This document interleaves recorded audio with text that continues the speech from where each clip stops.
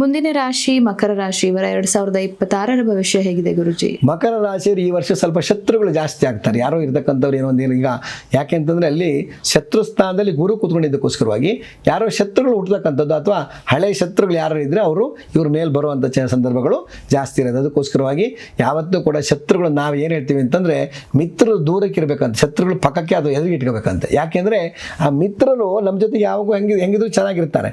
ಆ ಶತ್ರುಗಳನ್ನು ಎದುರುಗಡೆ ಇಟ್ಟಾಗ ಹೊಡಿಬೇಕು ಅಂದರೆ ಎದುರುಗಡೆ ಬಂದು ಹೊಡಿಯೋಕ್ಕಾಗಲ್ಲ. ಯಾಕಂದರೆ ನಾವು ಮಧ್ಯಕ್ಕೆ ಮಾತಾಡ್ತಾ ಇರ್ತೀವಿ ಅಥವಾ ಅವ್ರಿಗೆ ಏನೋ ಹೇಳ್ತಾ ಇರ್ತೀವಿ, ಕೇಳ್ತಾ ಇರ್ತೀವಿ, ಅವಾಗ ಅವ್ರು ಏನು ಮಾಡೋಕ್ಕಾಗಲ್ಲ. ಆದರೆ ಶತ್ರುಗಳು ದೂರ ಇಟ್ಟಾಗ ಅವ್ರು ನಮಗೆ ಏನಾದ್ರು ತಪ್ಪು ಮಾಡ್ತಾರೆ, ಒಂದು ಹೊಡೆಯೋದು ಬಡಿಯೋದು, ಹಿಂದಿಂದ ಬೆಂದು ಹೊಡೆಯೋದು ಮಾಡ್ತಾರೆ. ಅದಕ್ಕೋಸ್ಕರವಾಗಿ ಶತ್ರುಗಳಿಂದ ಸ್ವಲ್ಪ ಹುಷಾರಾಗಿರೋದ್ರಿಂದ ಎಲ್ಲ ರೀತಿಯಲ್ಲಿ ಒಳ್ಳೆಯದಾಗುತ್ತೆ. ಹಾಗೆ ಮನಸ್ಸಿಗೆ ಒಂದು ವಿಚಾರ ಮಾಡ್ಕೊಂಡು ಹೋಗಬೇಕು ಅಂದರೆ ಹಿರಿಯವರ ಆರಾಧನೆ ಮಾಡ್ತಕ್ಕಂಥದ್ದು, ಪಿತೃ ಸಂಬಂಧವಾಗಿರ್ತಕ್ಕಂಥ ಆರಾಧನೆ ಮಾಡ್ಕೊಂಡು ಹೋಗ್ತಕ್ಕಂಥದ್ದು, ಗುರು ಹಿರಿಯರಿಗೆ ನಮಸ್ಕಾರ ಮಾಡ್ತಕ್ಕಂಥದ್ದು, ಈ ರೀತಿಯಾಗಿ ಯಾವುದೋ ಒಂದು ರಾಘವೇಂದ್ರ ಸ್ವಾಮಿಗಳು ಅಥವಾ ಯಾವುದೋ ಒಂದು ಗುರುಗಳನ್ನು ಗುರುಗಳು ಯಾರು ಇರ್ತಾರೋ ಅವ್ರುಗಳಿಗೆ ಸ್ವಲ್ಪ ಯಾವುದೋ ಒಂದು ರೀತಿಯಲ್ಲಿ ನಮಸ್ಕಾರ ಮಾಡ್ತಕ್ಕಂಥದ್ದು ಅಥವಾ ಅವ್ರಿಗೆ ಸೇವೆ ಮಾಡ್ಕೊಂಡು ಹೋಗೋದ್ರಿಂದ ಖಂಡಿತವಾಗಿಯೂ ಮಕರ ರಾಶಿಯವರಿಗೆ ಒಳ್ಳೆಯದಾಗತ್ತೆ ಅಂತ ಹೇಳ್ಬೋದು.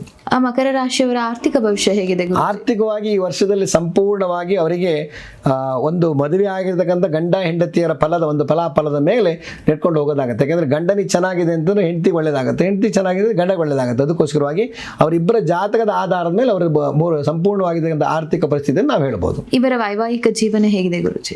ವೈವಾಹಿಕ ಜೀವನ ತೊಂದರೆ ಇಲ್ಲ, ಏನು ತೊಂದರೆ ಇಲ್ಲ. ಅವರು ಎಲ್ಲದಕ್ಕೂ ಒಂದು ಸ್ವಲ್ಪ ಅಡ್ಜಸ್ಟ್ ಮಾಡ್ಕೊಂಡು ಹೋಗುವಂಥ ಆಗಿರ್ತಾರೆ. ಮತ್ತು ಈ ವರ್ಷದಲ್ಲಿ ಒಂದು ರೀತಿಯಲ್ಲಿ ಡೆವಲಪ್ಮೆಂಟ್, ಏನೊಂದು ರೀತಿಯಲ್ಲಿ ಅಭಿವೃದ್ಧಿ ಆಗ್ತಕ್ಕಂಥದ್ದು. ಉದ್ಯೋಗದಲ್ಲಿ ಏನಾದ್ರು ಕೆಲಸ ಮಾಡ್ತಾ ಇದ್ದರೆ ಸಣ್ಣ ಉದ್ಯೋಗದಿಂದ ಸ್ವಲ್ಪ ಚೆನ್ನಾಗಾಗ್ತಕ್ಕಂಥದ್ದು, ಒಂದು ಪ್ರಮೋಷನ್ ಬರ್ತಕ್ಕಂಥ ಸಂದರ್ಭಗಳು ಜಾಸ್ತಿ ಇರುತ್ತೆ. ಆದರೆ ಸಾಧ್ಯವಾದಷ್ಟು ಎಲ್ಲಾದರೂ ಹೋಗಿ ಈಶ್ವರ ಆರಾಧನೆ ಮಾಡ್ತಕ್ಕಂಥದ್ದು, ಹಾಗೆ ಸೂರ್ಯನಾರಾಯಣ ಆರಾಧನೆ ಮಾಡಬೇಕು. ಇವರಿಗೆ ಒಂದು ಸುಲಭವಾಗಿರ್ತಕ್ಕಂಥ ಉಪಾಯ ಅಂತಂದರೆ ಹೋಗ್ಬಿಟ್ಟು ಪ್ರತಿದಿನ ಸೂರ್ಯನಾರಾಯಣ ಬೆಳಗ್ಗೆ ಸೂರ್ಯ ನಮಸ್ಕಾರ ಮಾಡ್ಕೊಂಡು ಹೋಗೋದ್ರಿಂದ ಖಂಡಿತವಾಗಿ ಒಳ್ಳೆಯ ಫಲವನ್ನು ಕೊಡ್ತಕ್ಕಂಥದ್ದು ಆಗತ್ತೆ.